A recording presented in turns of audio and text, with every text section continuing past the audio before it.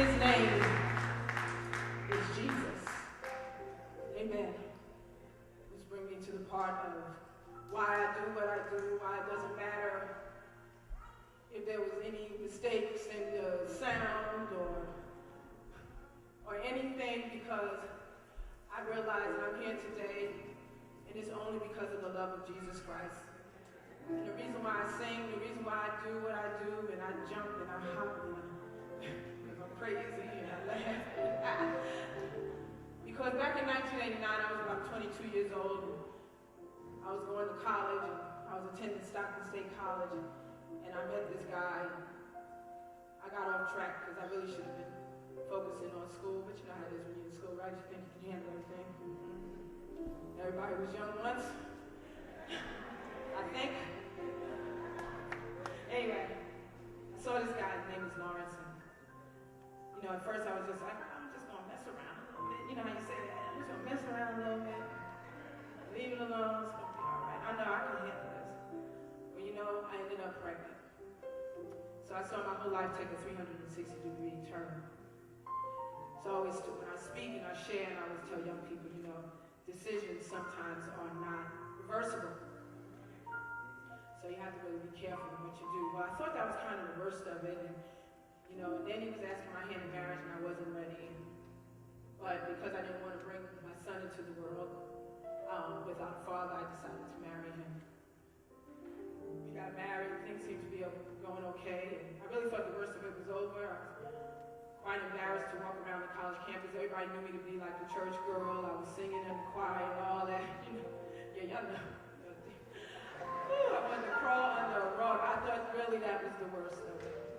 Then Isaiah started getting sick.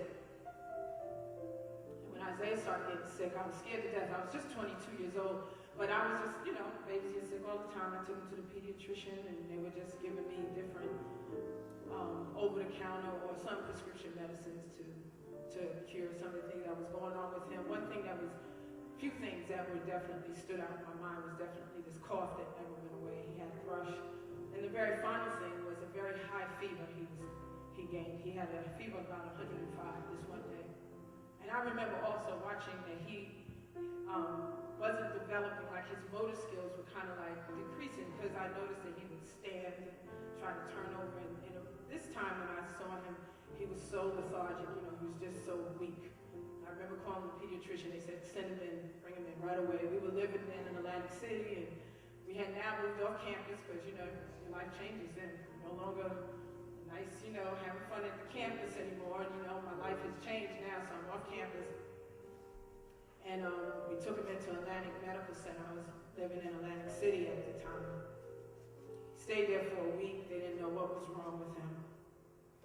He was transferred to a hospital called St. Christopher's Hospital in Philadelphia, which is a very wonderful university, teaching university hospital that's there in Philly. And we knew within about 20 minutes that all of those, they check a baby for certain things when the fever is high. Those are the nurses here.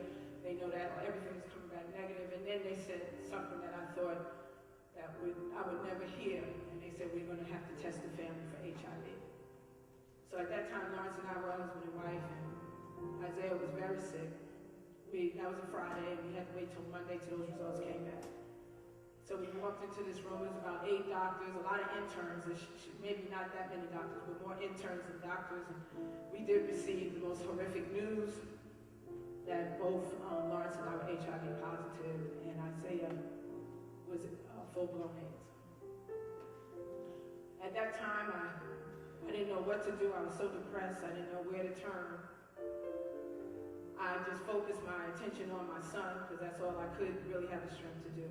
I felt so guilty because I realized I knew I could go all the way back to that cafeteria when I met Lawrence. I could go all the way back there. And I was just like, he didn't deserve this. But I stood by his side, and this one night, it seemed like he was doing a little bit better. At that time, those that are educated in HIV, was absolutely no medications for children. And at that time, they were trying to give him like an AZT or what they call a placebo, which I understand they don't do that any longer anyway because of the urgency and the seriousness of the disease. So I wasn't sure what he was getting. They told me I should go home this one night. I was very guilty about leaving him, but I went on home. And that night I got the call about 12 midnight that Isaiah passed away. So every decision that I made based upon really Isaiah, I felt like, what am I going to do now? And I remember thinking, like, let me just try to go back to school and try to finish school and try to act like this never happened. And of course that didn't happen. And I don't think I can articulate it then, but I was so depressed. But you know, I'm a church girl, so I knew how to put a smile on in front of everybody. But I went home and I literally died. I just died. I had nothing. I was empty. And I remember this one day I was trying to get up and try to make it out to Stockton, and I just couldn't move out the bed. And I remember me getting on my knees. God spoke to me audibly twice during this whole moment, and this one time he said, I got down on my knees, and all I could do was say, God, please help me. I knew church prayer, jargon, songs, everything. I knew all that, but I didn't have the strength to say anything but, Lord, please help me. And he was merciful. You know, we do serve a God that's merciful, and he met me in that room. I'll never forget that. And he spoke to me and he said, you shall live and not die. So we went on, I went and held on to that, what the Lord has shared with me, 1 minute at a time, 1 hour at a time. That's the truth. To 1 day at a time, till now, honestly. But during this time, Lawrence and I just decided, okay, I'm not going to blame, you know, we're going to try to move on. I did finish college, so did he. Things started looking a little better. He was accepted, at that time it was called Eastern Baptist Theological Seminary, it's now Palmer Seminary. He was accepted there. So we relocated to Philly, and then I started attending a school called Eastern University, which is located in St. David's, not far from the seminary. Things started seeming like they were looking up, and then Lawrence began to get sick. And I took care of Lawrence until he died. It got hard, really hard again, and I remember again getting down on my knees and asking God to please help me. And he spoke to me again, and he said, if you can love Lawrence like Christ loved the church, I will restore to you everything that was ever lost. Never forget that.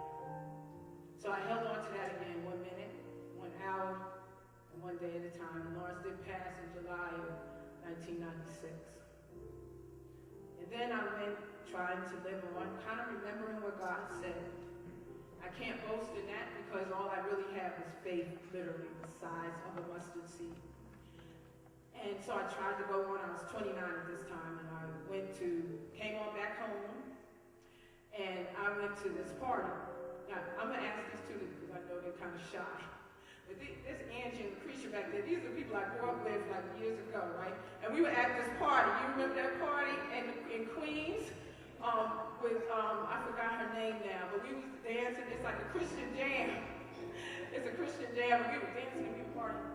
And Marvin was the DJ.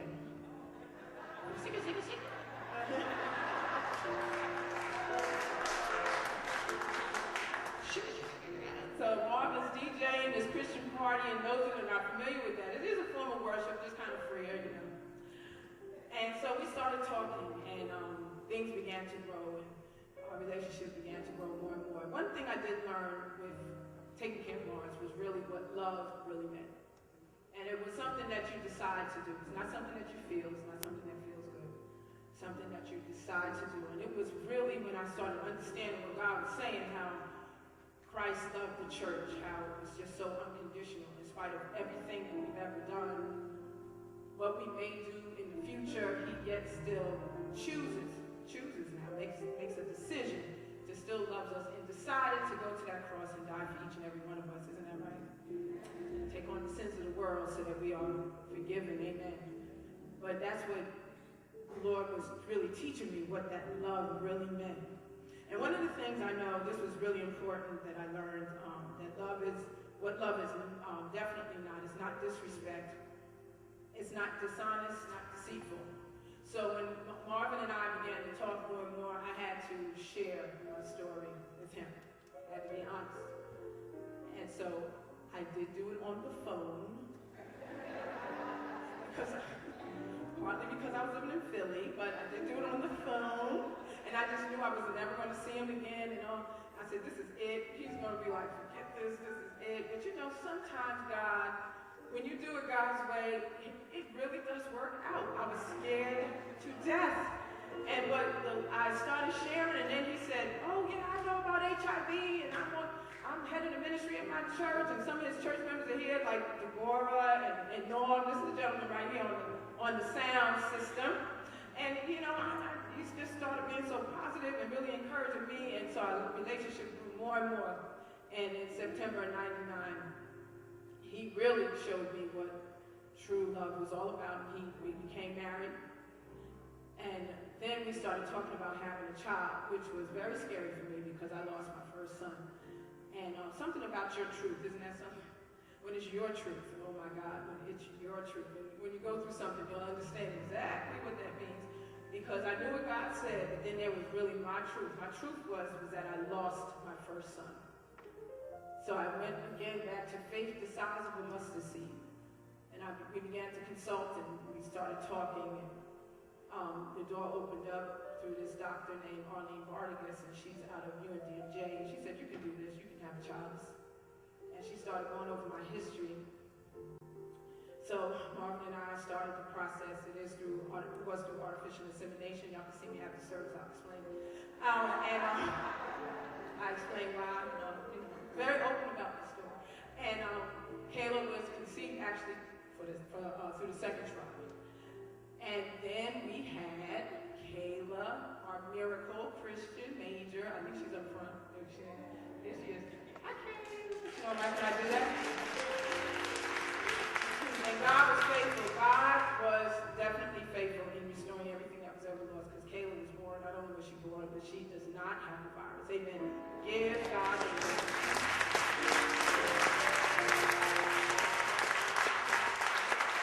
I sing today because I just promised God that that's what I'm going to do. And I'm going to share this story no matter what. To encourage anyone, no matter what it is. No matter how rough it may seem, no matter how impossible it may seem. And I know this is a little cliche, but honestly, with God, all things are truly possible. The stats said that I should have never been married, have children, all those things, but God is able. God is really able. It's only through the love of Christ and through the love of all of my friends, people here in this church, all of these young ladies that are singing, and men, they're all my friends. These are my friends, y'all. I got friends in the audience. I got Miss Shumpert. She taught us, and look, Angie, this is Miss Shumpert. Remember from middle school? Oh my God. So I have a lot of people, and that is what makes you go on, the love. People don't realize how strong love can be. Amen? So because he lives, I can face tomorrow. Amen? Because he lives, all of my